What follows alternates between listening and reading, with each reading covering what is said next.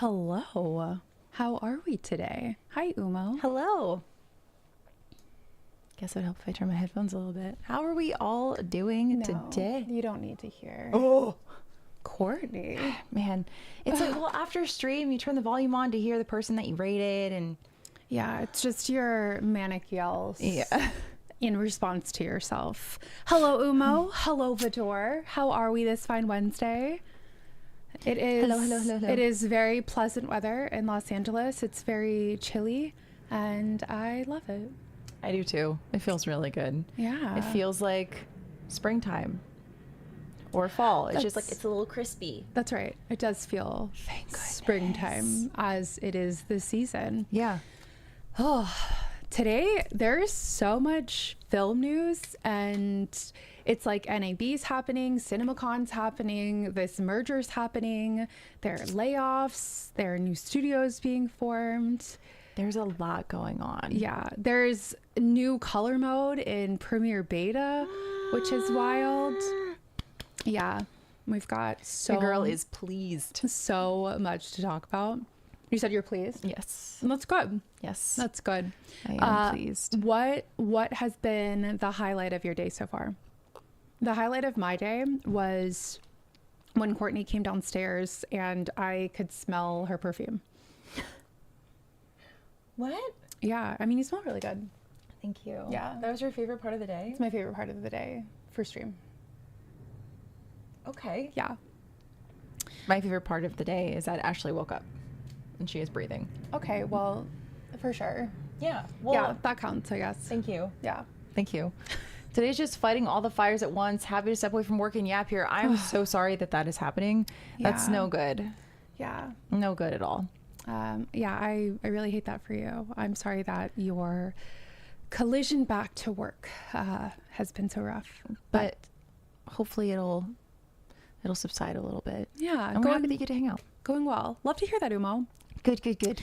Anyone that's new, hi, I'm Ashleigh. This is Courtney. Hello. We are CA in LA, Courtney and Ashleigh in Los Angeles. We are best friends, filmmakers, musicians, And variety streamers. and this is week 6 of the Cinema Collective. Whoa. And I'm very, very excited to jump in and to talk about all of the things that are going on, because Yeah, me too. it's a lot. You do have to cover the basics. Totally understand that. Yes. Yeah. So last week we talked about film updates, and Courtney went over Shapeflow animations and redid the animation for our Miss Productions, our production company logo, which was really cool. She's been wanting to do this animation for years now, and it was really cool to see you do it instead of us not having it. It was one of those things where I had spent a couple years trying to outsource it because there are obviously much better animators than me. And after 2 failures, I think internally I was like, I think I'm just going to end up having to do this myself. But I had this whole idea and it's changed over time. But then it was just the perfect opportunity to do it. Yeah. So now it's done. You did great. It's lovely. I tell you, collaborating is great, but it's also really difficult when you end up doing things yourself anyway. Totally. Ran for a bathroom break. Hey, what? No, that's good. Please take solid. care of yourself. Wade, hello. You're lovely. Hello. Hi, Wade. I'm really Hi, excited Jacob. for our chat question. Jacob, how's tour? How are you? Yeah, how are things going? Tell us everything. Okay, so went over Shapeflow, went over film updates, and we asked you to tell us what kind of animation style that you like. And the animation style that Courtney chose. Yeah, we love stop motion, obviously. It's just such a cool medium. There's so many films that are really epic that are stop motion. Claymation and 2D, 3D blend. That one was groundbreaking when Into the Spider-Verse came out.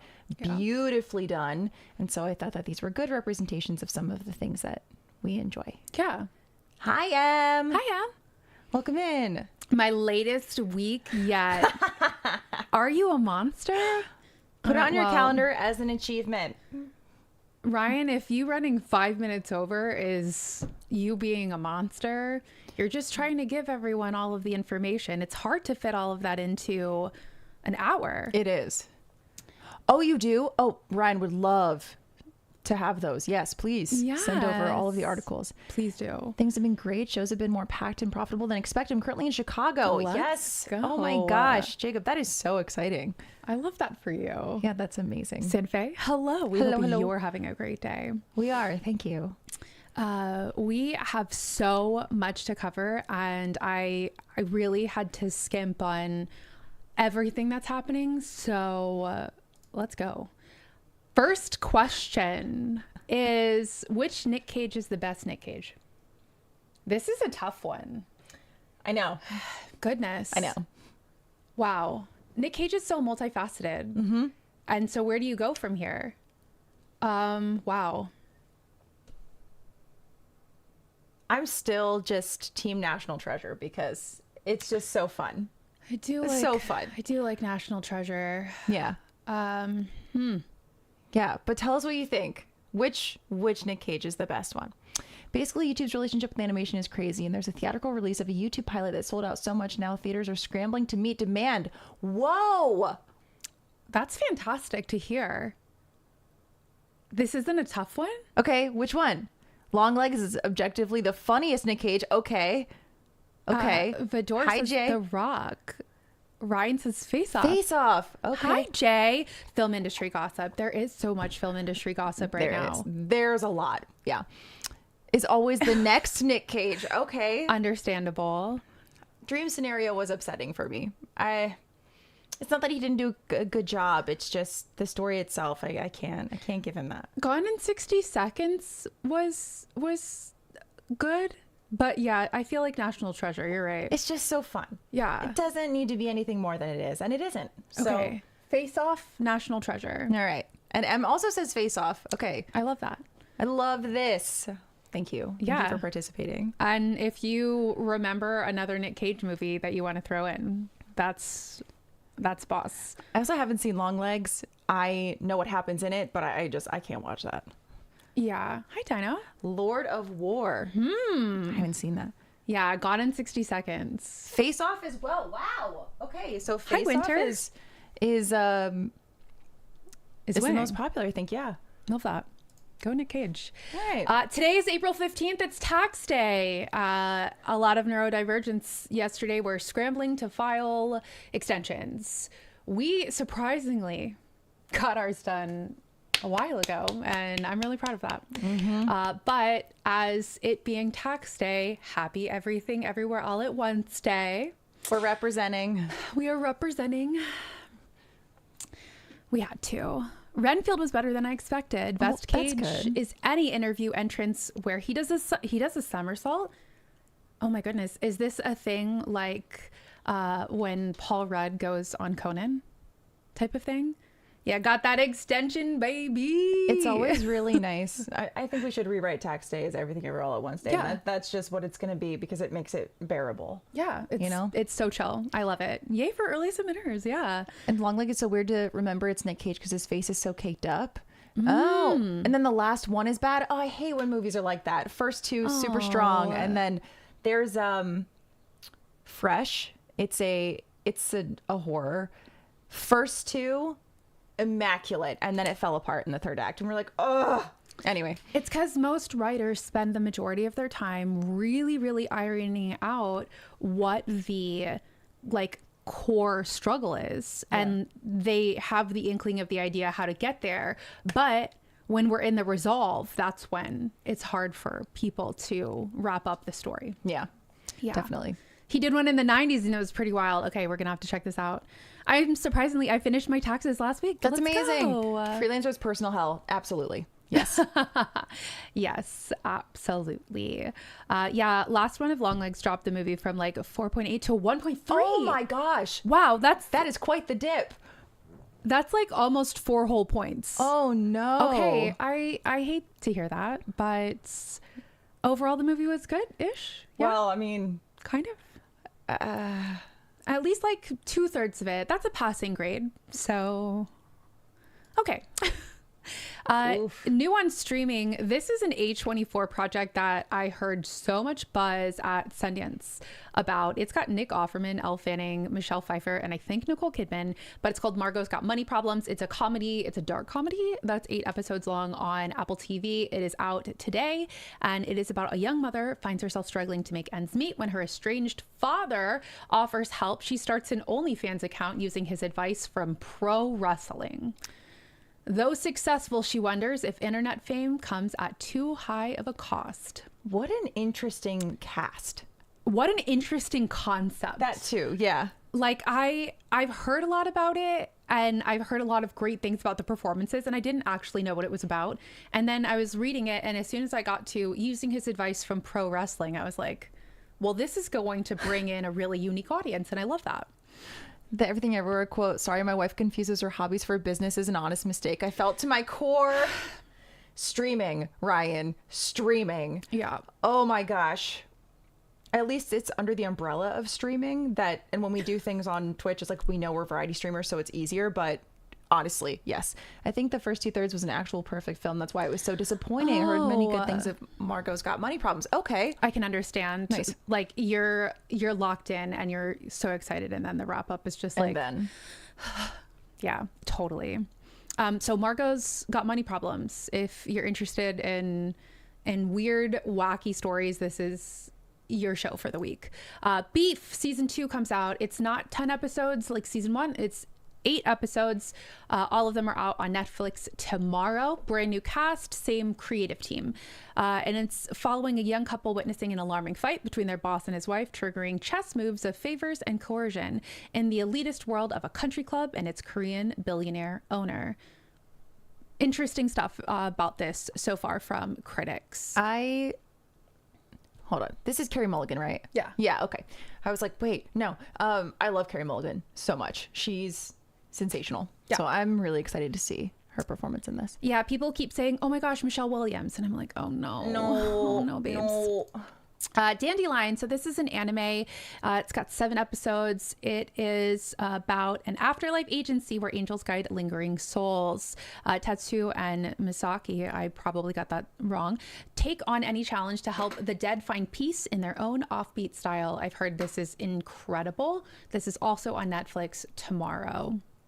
And they're talking about doing a live action already, of course. Interesting. Full Swing following the PGA 2025 tour is out. Season 4, there was 8 episodes, 10 episodes last season. Now there's 4 episodes. So, honestly, I did not know that there were 4 seasons of that. yeah, they follow the PGA tour each season. Okay. Yeah. Enjoyed season 1 of Beef. Almost forgot about it. All we're saying, Larkin Siebel, who was the cinematographer for Everything Everywhere, also was a cinematographer for Beef season 1, and he does not disappoint. Not at all. Hi, JC. Hi, JC. Found out that American Gladiators is coming back. It's going to be 10 episodes on Amazon Prime. They're releasing it somewhat droppy, somewhat episodic weekly. So you get 3 episodes off the jump, and then it's going to weekly. But it's going to bring back a lot of the iconic, well-known competition elements, and it features amateur contenders as they compete against 16 American gladiators. I'm really interested to see how this is going to work in gymfluencer world. And Like, will there be some cast, you mean? not will there be some cast, but I'm interested to see the dynamics, because like the OG did not have any essence of like social media. So Right. how is social media going to affect this show? Or is it going to be similar to something like the Beast, Mr. Beast show? It seems like one of those shows that just pops up randomly again in Santa Fe. Yeah, it's interesting. I'm surprised that this is coming back, but also I say I don't feel like it's old enough to be nostalgic, but kind of. Yeah, I have a campaign that I would really, really love to start, and that is Adult Guts. Yeah. Think about it. Think about it. Imagine us all climbing up the Astrokrug. I mean, it's possible. They had the floor as lava for a minute there. That's true. So it's adjacent. Boy, Island Gladiators. Can you Jay. imagine?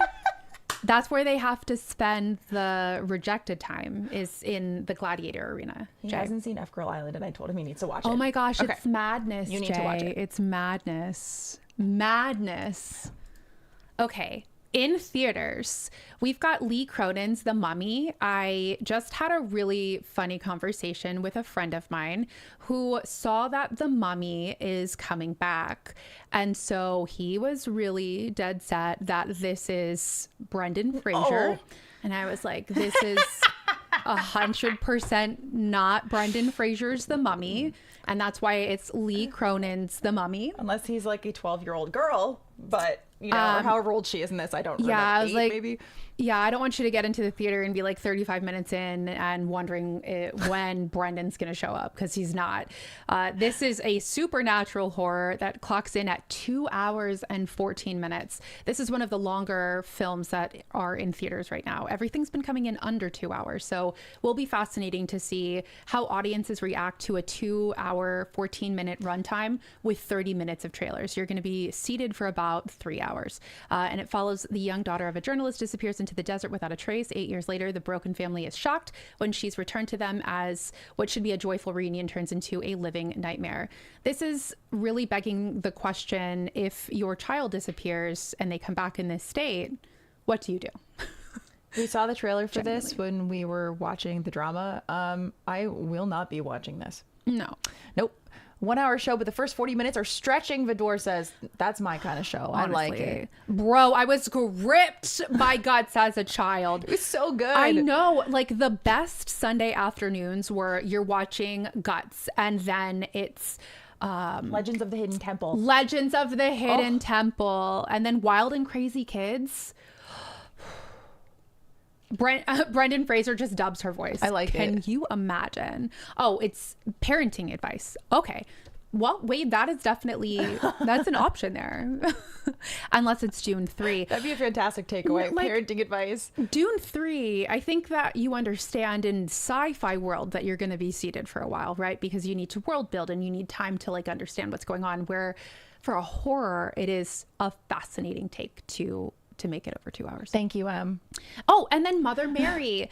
There was a really, really funny meme Cusco. about Anne Hathaway looking like Cusco, and truly hysterical. But this is another A24 film that has gotten a lot of esteem, and it's fascinating that it's a musical drama. So they are leaning into the fact that Anne Hathaway's character, Mother Mary, is singing a lot. Jack Antoff is very actively involved in the music for it. Anne Hathaway sings a ton in this, and they've already released some of the music from this. So I'm very hyped for this. I can't wait to see this. Don't love movies centered around kids, on top of the disrespect to name this film The Mummy. How dare they, right? What is it with, I feel like you've answered this before. We've talked about this, but just for my memory, what don't you love about movies being centered around kids? And it says Dune 3 more like I'm done 3. Am I right? Well, Dune 3 and Spider-Man were like the two big things of CinemaCon, which we will get to in just a moment. But yeah, people loved the first 7 minutes of Dune. So before I get into the bad news, positive news is that former Disney and Discovery executive Carolina Lightcap, what a name, has launched Show Up Studios, which is to cater to a Gen Z audience on YouTube and TikTok. And this model will focus on providing free programming, but it will be supported by ads and brand integrations. Jay said, with Disney cutting 1,000 jobs this week, I'd say the industry needs these films and resurgences. Yeah, Jay, it was interesting. Literally the next slide, there were two major blows to the film industry this week. Number one, out of the blue, Marvel cut 1,000 jobs. This is 8% of their staff and their workforce, and it is predominantly affecting the VFX department, but there are some losses in the film and TV production, comics franchise, finance, legal departments as well. What Marvel is transitioning towards in this consolidation is to move everyone to a project by project basis. For those of you that don't know, the way that most studios work is that they have teams of creatives that are employed through the studio to do work on each of these projects. But now they're moving to a very offline, or not offline, Like but freelance? a very freelance project by project basis hiring now. I was about to say this, the fact that it's affecting VFX and it's coming from Marvel, who uses so much VFX, is diabolical to me. Yep. I agree with that. M says, I will not be watching a musical horror. I feel like that's a cross that won't hit. Interesting. That's fair. I'm really curious. Yeah, Jacob, the Disney cut is very crazy. I'm so sad by it, especially hearing Marvel's lineup that they're expecting. And you already know that those VFX artists are going to be put in crunch and be put in really uncomfortable positions. Even when we were in the heyday of the industry, you had studios going under left and right that were providing VFX services, because it's not just the creative team that is under each studio. They end up hiring so many different studios to do different essences of the VFX work, because there's so much work to be done, because no one is filming together on location. It's all blue screens. So you have to create so many more assets. Avador says, scary possessed kids in film is just too much. Feels like a cheap cop-out. Takes someone that's supposed to be innocent and twist it into something grotesque. It seems lazy. I see that. Yeah, okay. I can definitely see that. Jacob says, the VFX is already so choked and we're cutting more. Those movies are not going to be good. Yeah, and they're already not very good. And it's not because the VFX artists aren't skilled. It's that they're never given enough time to make it good. Yeah. Sandface, I'm still convinced VFX is going to be the most hit by AI in film. I agree with that. I agree with that as well. And Jay says, new CEO Josh D'Amaro starting with a savage move by doing this. Yeah, truly. Josh is taking over from Bob Iger, and it's going to be interesting to see how this plays out. And last bad news is, until we get to the merger, is that the Sony Pictures costume department officially closed this week, after being in business for over a century. They've been in business since 1924. So last year they started liquidating a lot of their assets. There was a huge studio in North Hollywood that sourced a lot of these costumes. And this costume department, while being exclusive to Sony, other studios do work within each other to get period piece costumes and stuff like that. So this is a huge loss for the industry.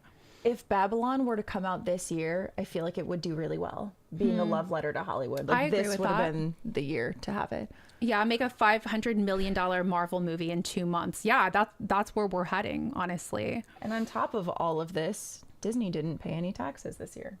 I love that. So this is really huge, surprising news. The film camera company, Ari, was acquired by Thomas Rydell. So I can't state how big of a deal this is, especially pre-NAB week. So Ari's existing management team will continue to lead the company that is headquartered in Munich, and Rydell aims to leverage Ari's technology to expand into live entertainment and sports production. So go ahead. Yeah, on this slide really quick. Like, I'm just going to mention NAB just for anybody who's in here and doesn't know what NAB is. Oh, there's there's slides. Okay, there's the great. whole thing. Never mind. So Please Thomas Rydell, for those of you that don't know who he is, he's the founder of Rydell Communications and the Rydell Group, and they globally recognized specialists in audio, video, data technology, video infrastructure solutions for broadcast, live events, and sports productions worldwide. Are you seeing what's missing from this conversation? Yeah, weird. It's almost like Film isn't there. So Ari right now is really doing well, with Alexa 35 being the main choice for a lot of cinematographers in feature films and for prestige TV. So what is that going to mean with R&D and with any investment into cinema futures, when Rydell's openly stated that the interest is in live broadcast and sports live broadcast? So that being industry standard, what camera company is going to step up and fill the shoes of Ari, which is really large shoes to fill? Yeah. So again, huge news going into NAB week, and exactly what Vidor is saying, Aerie does not have a booth at NAB, and that is very odd. Aerie's booth is usually such a statement piece. There's one of the largest performance art that's going on, and they definitely will be missed heavily at NAB this year. So CinemaCon is also ongoing in Vegas right now. Everything is happening in Vegas right now. CinemaCon is taking place at Caesar's Palace in Las Vegas, and in simplest terms, this is where all of the studios go to hype up all of their upcoming films. So this is where you start to see little glimpses, longer in-depth glimpses for theater owners to get excited and to plan their next year of theatrical productions and theatrical releases. So a lot of deals are made, a lot of negotiations happened, but this is really a very exciting time for cinema because you're seeing a lot of the new rosters and the planned rosters. On Monday, Sony Pictures started. So each company gets a little block presentation to show whatever they want. And Sony led on Monday night talking about Spider-Man Brand New Day. They showed an extended sizzle reel, including super slow motion and a brief glimpse at Peter's eyes turning black. And so everyone is talking about what that's going to mean for the storyline because his eyes turn black. This will be released on July 31st, 2026 in theaters. This is a highlight of the convention so far. Social Reckoning, which is the sequel to The Social Network, is coming out October 9th, 2026. This is the first look at any footage featuring Jeremy Strong, who you might know as the eldest boy on Succession, playing Mark Zuckerberg. Apparently at CinemaCon, he walked out in full makeup. So everyone is talking about this, that it's very Sorkin. It feels very adjacent to Social Network, but for a 2026 audience. If anything else, I feel like his portrayal of Mark Zuckerberg is going to be the closest to him as anything, because Jeremy Strong does his homework. He sure does. He's fantastic. Oh yeah, it's they're going to go into like the congressional hearings, Vidor. And another thing that's fascinating is that, did you guys hear the news that Mark Zuckerberg is actively training an AI to replace him in meetings so that he will not attend any meetings, that he will have an AI that is front facing, presenting as him. Oh, it's going to be very interesting. Jacob, I cannot wait to hear the behind the scenes of Social Reckoning. Other highlights of Sony's announcement was Jumanji Open World. Look at this cast. Dwayne Johnson, Jack Black, and Kevin Hart. Question mark? Can't help it. I know. But like, remake every single thing that's ever graced this planet. It's like, okay, anyway. Winter, right? I was like, what is happening? Like, I feel like I've seen all three of these dudes together like hundreds of times, but no, apparently this is a really big deal. And this is the first time that the game world is spilling into reality with their human characters and their game avatars teaming up in the real world for the first time. Yes, so Jumanji had the first look, and then Zach Kreger, who is the director behind Barbarian and Weapons, shared the first look at Resident Evil and kind of talked about his inspiration and tone behind it. And he said that he is going to stay loyal and true to the franchise's tone, which made everybody very happy. Tano says, I wish they released Into the Spider-Verse sequel so bad. Same. It's so good. Yeah. I'm putting all my stocks in the Zach Kreger basket. I have faith it's going to be an absolute banger, Jacob says. Yeah. Certainly hope. Really heard great things about this film. And then Zach Kreger also announced his next project as well. But this Resident Evil film will be arriving in theaters September 18th. Jay, are we swiping on that slide, or like the two movies at large, or was there one in particular? Okay, go ahead. A lovely reboot for Jumanji. I want Robin Williams back. Yeah, me too. Then Warner Brothers up next on Tuesday with Dune Part 3. They screened the first 7 minutes. They had little Timmy and Zendaya on stage. It went really, really well. Lovely. So very hype about that. December 18th, 2026. There is a lot of rumblings that Marvel is going to also target December 18th for their next Avengers film. So stay tuned for the drama. Battle it out. Then Warner Brothers actually made a very surprising announcement that they are introducing a specialty label called WB Clockwork. And they have already acquired Sean Baker, the director of Anora, his next project called Ti Amo, which is scheduled for 2027. The gag livery boots. I know. And I swear they already made Jumanji remake with The Rock. Umo, they did. I know. Like, what's going on? And that's why they have to do open world. Oh my God. Then upcoming presentations tonight will be Universal and Amazon MGM. There's a lot of great stuff here, including Shrek 5 and Fast Forever. No, but Forgotten Island, I'm really, really excited about. This is a adventure comedy animation that is taking place in the Philippines. This is a really, really big deal for the Filipino community, and we're very, very excited to hear updates on this. And then on Thursday, Paramount and Disney will be talking about their new films, which we're expecting to hear about James Cameron's directed Billie Eilish concert film. I was like getting more unsure every word of that sentence. And then Damien Chazelle's got a new prison drama that we're expecting to hear more about. And Disney is going to likely screen footage from The Devil Wears Prada 2, The Mandalorian, and Grogu, Toy Story 5, Moana, live action, and Avengers Doomsday. Winter. Yeah, right now. We are on Shrek 5. That's right. Yes. Hi, Arco. If they make Fast Forever, does that mean they're out of Fast and Furious sequels? Fedor, if there's a will, there's a way. You and me both. You and me both.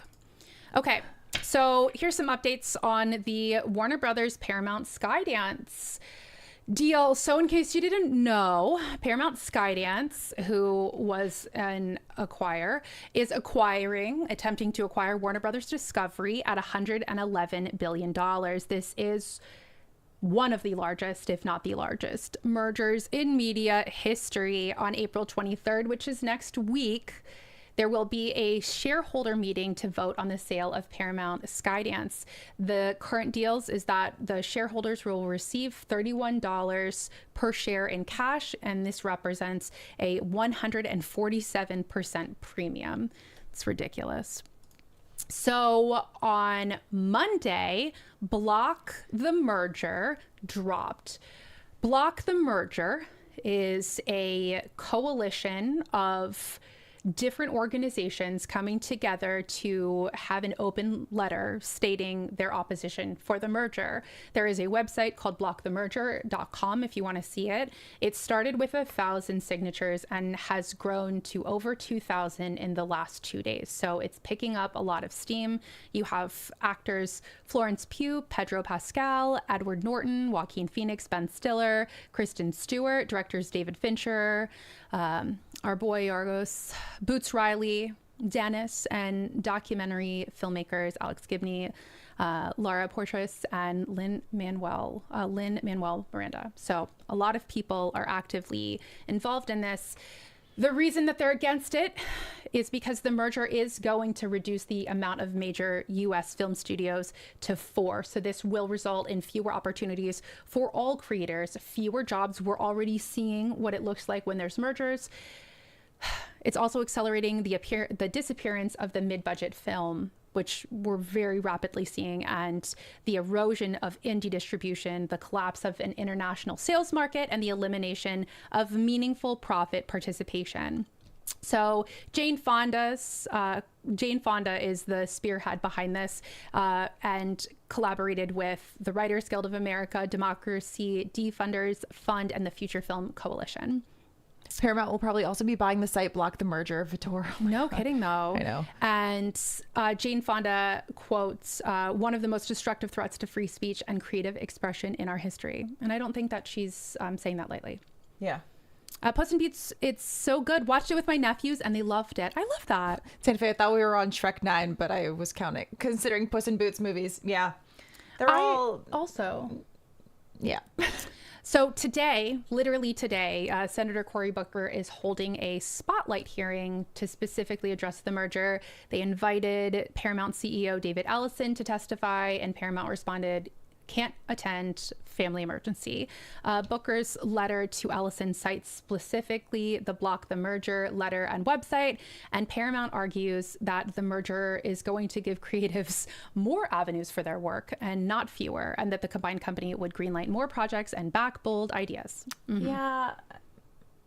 Okay. I just don't know that I believe you. And finally, I can't imagine why. Finally, the National Association of Broadcasters show is happening in Vegas in like 3 days. Yep. And it is the world's largest media, entertainment, and technology convention held in Las Vegas. There is a smaller one in September, October held in New York, but that is more for business, not so much for media and technology. This is the industry's premier gathering place for studios, broadcasters, streaming platforms, camera manufacturers, creators, and this is where you find out about new partnerships. You find out about the state of AI, the state of what studios are looking at, what broadcasters are looking at, and so much new gear. It's a very large insight into the last year of production and everything that we are going to see moving forward. And lots of software. So much software. And it's going to be really, really big because the construction on the convention center in Las Vegas is finally complete. So there will not be all of the crazy workarounds that have had to be there for the last couple of years. Personally, I'm very excited we get like 100,000 steps in. This convention is huge. It is. Yeah. The themes this year are AI, and it will feature nearly double the amount of the AI exhibitors compared to last year, and will now have 2 dedicated AI pavilions up from 1. And there is a focus on sports media. So there will be a 4-day summit that is exploring topics such as production, rights distribution, investments, and how live fan interaction and entertainment platforms can collaborate. So a lot of stuff in AI, a lot of stuff in sports. I'm sure there's going to be a lot of crossover. But what I'm very, very excited about is that this year, NAB has an even more dedicated investment into the Creator Lab. The Creator Lab started last year and was kind of back in a corner and wasn't really a highlight. This year, they've really been putting so much marketing and so much focus behind the Creator Lab because there is an understanding that the way that the industry has shifted is very industry forward or very creator forward. So the Creator Lab will now be in Central Hall, and it will have 4 days of programming starting on Sunday, going all the way to Wednesday. Ooh. And there will be so many topics and panels covered by really, really smart people that are hands in these topics. So some of the things that will be covered are creators navigating contracts, burnout, how AI is reshaping the creative process, and NAB already thinks that there will be double the amount of registered creators, influencers, and podcasters compared to last year. They started listening. It's true. And with that, Courtney and I will be speaking at the Creator Lab twice. So make sure that you tune in. We will be broadcasting it on our channel, CA in LA, on Twitch. And we'll be live Sunday, April 19th, going over On the Go or At Home, redefining what a production setup can be. And then Monday, 11:30 to 12, talking about creating with intention, a real world guide to your streaming workflow. Woo! So I'm very excited, really, really thankful to be presenting again. And we're going to share a lot of information and behind the scenes. So thank you, Vidor. We're very excited. Santa Fe. Thank you. Okay, so Courtney is going to get into this Frame.io integration that was just announced and color mode that dropped this morning. Oh, what? I was going to talk about effects, but I feel like I just have to talk about color mode. So Absolutely. I will be covering effects at a later date, but this is really important. All right, so Frame.io. What is Frame.io? Can you go to the next slide, please? Thank you. What is it? If you don't know, you're about to find out. So it is a cloud-based platform to upload, organize, and manage projects primarily used for client feedback. So it is a way in which you can use time code and make specific notes on a project without having to send hard drives to them or be in person. It's really, really beautiful for remote work, which a lot of us are doing now anyway. So Frame.io is absolutely incredible, and we're going to jump into Premiere so you can see what that looks like. It's going to be such a big week. I'm very excited. Excited, but also the adrenaline, is pumping. But it's going to be great. If Ashleigh and I can get everything done in time. Okay. I believe in us, though. 1 second. Oh, she's being silly again. Yeah, she's being silly. I wonder if there's like a timeout on it that it just, if it's not accessed in a certain amount of time, it just doesn't like it. Which, maybe. Yeah, she's like, I'm not doing that. I'm out. It's okay. We believe in her. She just needs a little support, a little help. Okay, cool. Love that. Cool. While we're waiting for that, Frame.io is something that Ashleigh and I use often, but it makes editing and it makes giving notes so much easier without also having to upload to Google Drive or having to upload to any online platform. It's built for filmmaking and it is built for file sharing.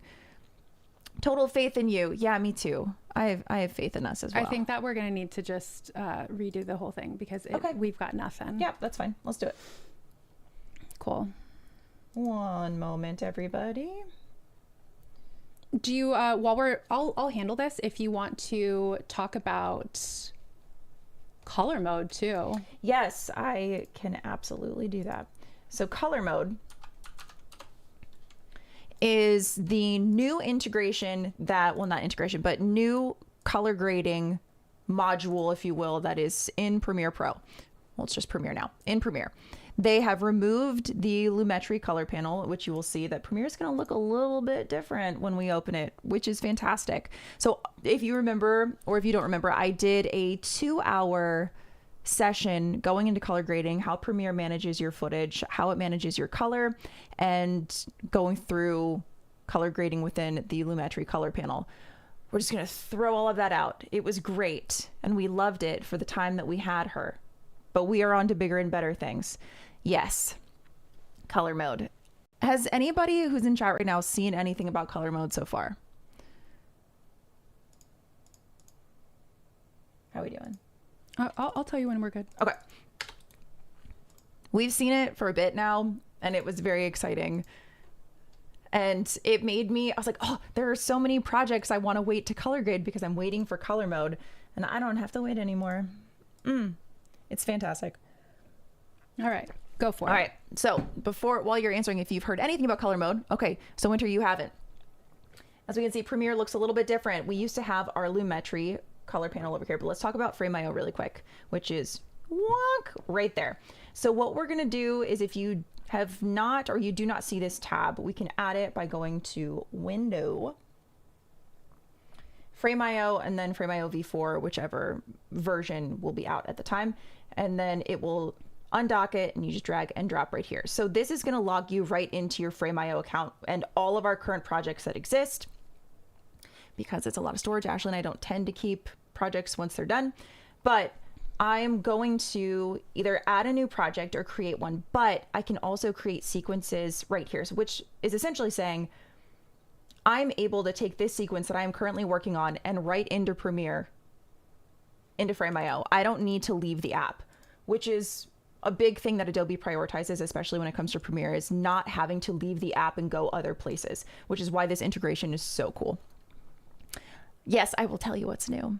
I watched release videos and it looks sick. Yeah, it's sick. We're going to get into it. We'll see how much I can get into it. And I am going to be doing a full section just on Frame.io, but I wanted to mention that it is in here for anybody who uses Frame.io. There is the integration to drop your sequences right in and upload them directly, add your collaborators, all of the things, which I will cover later, but know that it is here. And the Frame.io integration into Premiere is a feature that a lot of editors have been asking for. Yes. So Adobe heard you and they responded. I heard you. With a panel. So that's very exciting.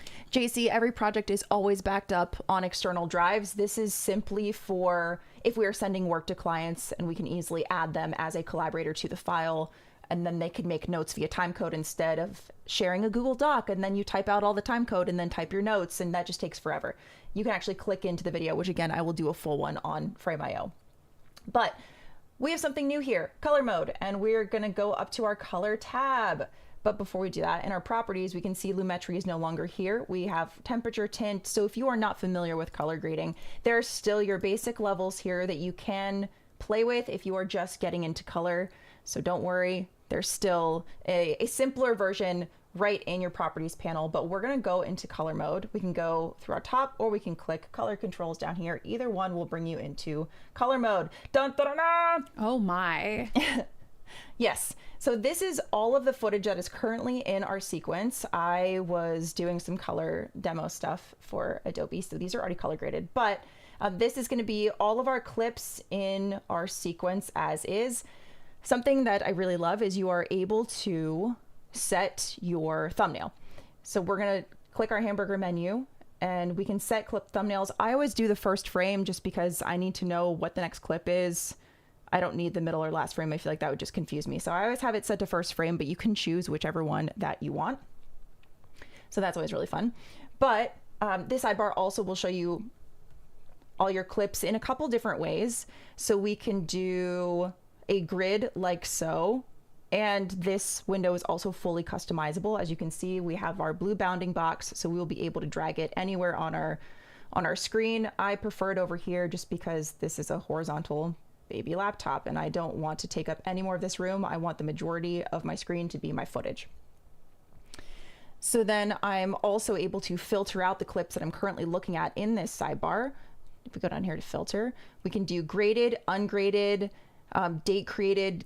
I don't have any of the codec in here because this isn't my footage, but you are able to filter out which clips you're looking at any given time, which is incredibly helpful. Okay, so let's go back to there. That's how I like it. Oh, something else. I can also filter by selection. So if I click on a clip and I highlight more than one, I can filter by selected. This is going to be really good if you're working on a specific scene, or let's say, well, yeah, if we're working within a scene and we've done all of the edits and we've used a close-up of Ashleigh and we've used it more than one time within this scene. If I select all of those individual clips, then I can color grade all of them very easily instead of scrolling through my sequence, zooming, pinch zooming to find out which clip is right, and then copying and pasting. It's a whole thing. So selecting and filtering that way is going to make your color grade much faster. But let's get into the fun stuff, you know, the color part. The color part of it. So we click on a clip that has no grade, and there are two different options here. We can go by clip or we can go by sequence. No more adjustment layers ever again. Ever, ever, ever again. I think you're really upset about that. I'm so upset in the best way. All right, so that's going to be our sequence setting, but we're going to work with a clip for now. So we can do this a couple of ways. We can add a clip style, clip adjustment, or clip LUT, or we can do this from this right here. Same thing, different ways to do it. So the clip, you can guess, it only adjusts color of one clip, and the sequence will do the entire sequence. So let's add a clip adjustment. And we have our contrast, which is your black and white. We have our exposure, temperature balance. Now, these are going to be the most important things down here. This little guy is your global control. So this is going to be the entire image. And as soon as we want to start working with shadows, highlights, anything like that, we want to make sure that we have its next friend clicked for highlights or shadows. And what I love about all of this is you saw it light up as you click. It shows you in your image what those pieces are. So you always know which part you're color grading. We can also add specific zones. Yay! So we can sample right here. This is so much easier than having to click through all of your down arrows in your lumetri panel and having to do your sliders and all this. Everything is right here in a minimized panel, and the look of it too, keeping this as small as possible so I can do this and it takes up much less room on my screen, especially when you're on a laptop. It's yikes. So this is really great. All right, so let's actually look at some of these controls. Let's do exposure. Now I can click on it and I'm still holding the keypad down, and I can move up and down. So most of these controls are 2 points. I'll tell you what that means in a second. And when I let go, it goes away. Or I can just click once and it will stay. So when I say 2 points, this is what I mean. If I were to go up and down on my mouse, it is going to be obviously adjusting the contrast of it. The pivot point is the second one, which is going to be us moving left to right. This is going to be adjusting the pivot point, meaning which part in the image am I choosing to adjust as our middle ground, as our baseline of our contrast. So if I move, let's see. Of course, it's not going to do it right now. Hold on. Let's try temperature. Okay, it won't do it right now at all. Fun. Hold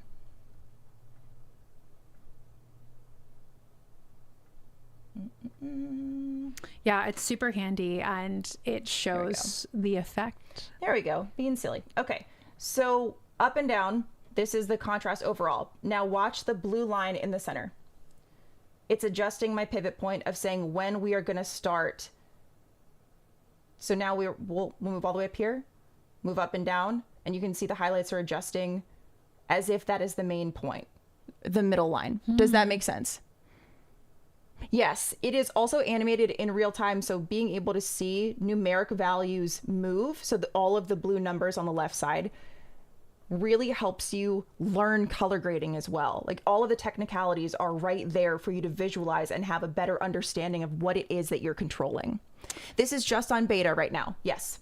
Yeah, and it just released, so make sure that you update your Premiere beta from the download this morning. Yes. So again, up down is going to be your contrast and left right is going to be your pivot. If there's anything that you don't like in here, any of these controls have fun little eyeballs that we can just reset, or we can also, I love the toggle on and off. So let's just drag the contrast up and down.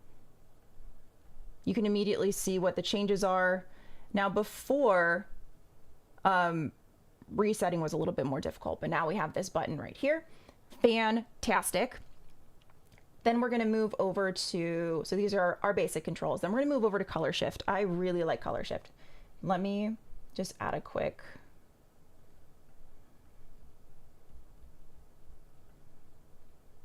something. Actually, we'll go to this one where I've already graded it. Okay, so our hue shift, all of these in our color shift is very, very cool as well. This is automatically detecting what colors are in your image and it's going to change. So let's look down here and I'm going to move. Let's go. There have been some blues added. Okay, so if I hover over this, watch, it's still doing the same thing. It is showing me what color sections are in my image. Again, incredibly helpful. Instead of you guessing, and this will show you the range in which your colors are being affected in, which makes a huge difference for a colorist. If you're like, I want orange, and instead of adding my gray layer or adding my mask and selecting a color and then trying to see what's been selected that way, it's automatically showing me. It is cutting down the time for me to see what I need to edit. I think it's also making color grading more accessible. Yes. Too, so that you don't necessarily need to know all the ins and outs. Correct. I'm also going to go more in depth when we do our next one because we're at 11:52. So I'll do more of this. But so it's adjusting certain hues, and within that, I can do a saturation shift, which is very, very cool. So this already shows me where on my color wheel which colors are being affected, which I love. And that's by the blue little cone that we've got going on. And this is 2-point, just like everything else. I saw that you can color grade entire sequences. Yes, you can. Actually, I will show you that because this is going to be more of an in-depth thing. Let's do the sequence really quick. I want to add something to all of these clips, very much like an adjustment layer, but much easier. And let's do a sequence LUT, just so we can see what that actually looks like. They have a ton of different color spaces in here already. Let's do something that's going to be very visible. Yeah, let's do monochrome just so you can see. Every single clip is now monochrome. I didn't have to do anything. I didn't have to file new adjustment layer and then drag it out, and we don't need to do any of that. So that is, and we can also adjust the intensity of this LUT. So all of this right here, we can reset. Very easy to control what colors you're adding. I'm going to get rid of the LUT really quick because I also want to show you how easy it is. Okay, so if you have worked in Lumetri Color, you'd have to click on each adjustment, right click, hit clear, and then it would go away. If I don't like this, I just click it and delete it. much faster.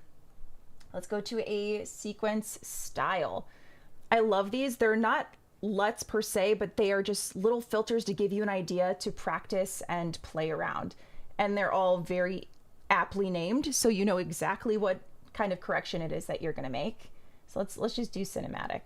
And like I said, everything is controllable within this window, and it tells you exactly what made the filter, which is another beautiful thing of color mode. Is most of the time they just add a LUT and you're like, that's cool, but what if I want to recreate this look by myself? What if I want to have an understanding of how this came together so I can tweak it or learn something? All of the information is right here for you to play with, which we love. My final thing, or not final thing, but another thing is, okay, this is cute. We can do clips and we can do a full sequence. Awesome. What if I want to do just a scene? Or what if I only want to do 2 clips? Can I do that? Yeah. Yeah, you can. All right, let's do it. So if I have my 3 ungraded clips down here. If I want to only do this one scene or only do footage of her, I'm going to shift click, and we have a new, if you can move us to the right, please. You're doing the most. Thank you so much. We have a new section in here that pops up when I select my clips, and it's called selection. This is going to create our own little group. Yay! So we're going to click on this, and we want to, same options as before. We can add an adjustment, which is going to be your brightness, contrast. We can add a style, or we could add a LUT. Let's add a style. There are also style modules, which I will get into later. So now, if I need to make any adjustments to just one scene, I can do that. And it only affects those clips. Ta-da! I know, it's very cool. And, I'm trying to think of what I want to cover and what I don't want to cover. Oh, yes, we'll do this. We'll show you comparison view as well. So let's say I've got my clip and I want to see what it's going to look like next to any of these other clips. We have a comparison view button, which is right here. We don't have to go into Lumetri and find the down arrow where the color wheels are and then find comparison mode to toggle on. It is right in front of our faces. Yes! So let's click on it. This is showing graded versus ungraded. I've been looking for a filter to do this, to be able to show the color grades that I've done, and I've never found one. Whereas I can just, in theory, just do it myself. So there's your before and after. And so it's going to show you the original and then the current. But what's even cooler is if I select a bunch of images and I have comparison view on, I can now compare clips to each other without having to scrub through my timeline, which is what we had to do when comparison view was turned on before. Hope to God I found the right time code. If you're working in a feature film, that's going to take you insanely too long, but now we can do it by clip just based off of selecting more than one in our sequence. And as I click more, I can change which reference view is working, and I don't have to adjust anything. I can just toggle, scroll, and I can continue to adjust my clip as is. Yeah, this is really awesome. It is stupid cool. There are a lot of other really cool things, but I've got 2 minutes. So I'm going to take some more time when we are at NAB talking about this, going fully in depth, because there's a lot and it's incredible. But this is just some of the cool things to make our lives a little bit easier, and how easy it is to control. And the 2 pivot point is also fantastic. It just gives you that granular control that you really want when it comes to color grading. And of course, all of this is an app, so that we don't have to do any wraparounds. Okay, all right. I love your name. It's very smooth. Isn't it wild? I know, it's very, very smooth, and it makes it a lot easier to compare and, in my opinion, understand what goes into a color grade. Yeah. You can really see everything out in the open. It's like very UI friendly. Yes. And it doesn't take much, if you've never worked in color grade before, to just start dragging around knobs, and you can figure it out as you go, which is why I love that you can learn if you choose a LUT or if you choose a style, that you can learn as you go, because that's the whole idea. You want to play, but you also want to figure out how to know the rules so you can break them. And I love how easy everything is in here. Much, much, much easier. Yeah. So this is the very beginning of color mode. Love. Thank you for showing us the frame integration. Thank you for showing us color mode. And make sure that if you guys have any questions that you jump in Discord and you let us know. I can answer them. Or if you like parts of the show, like the film segment or keeping you updated on the Paramount merger, you don't want to hear about it at all, let us know. It's so exciting to play around, even though I know nothing. But Ryan, that's one of the best places to be, is that there's no expectation of anything because you're not familiar with what you're doing. About professional color training. To be fair, I don't know anything about that either. I'm self-taught. Tutorials, they'll get you every time. Yeah, like I said, I'll talk more.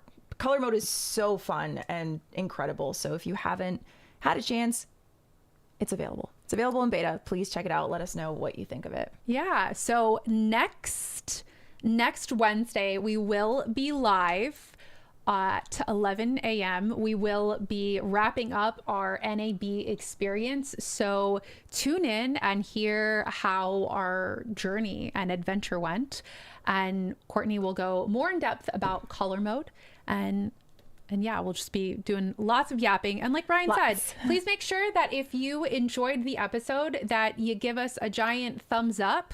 And there's something really cool that's happening. So we're actually taking over Adobe Live's social media on Instagram and on TikTok. That's right. So if you want to see more of us, specifically Sunday, Monday, and Tuesday, and stay up to date on what's new, what Adobe is announcing at NAB, and what the vibe is, because it's always a vibe, make sure that you are following Adobe Live on Instagram, which is that top one, and then Adobe Live on TikTok, which is that second one, and you'll get to hang out with us. You will see us. Make sure that you give this video a thumbs up, exactly what Ryan said. So please give this a thumbs up, like the video, subscribe to this channel. We will see you all on Wednesday. We are not going to be in this setup.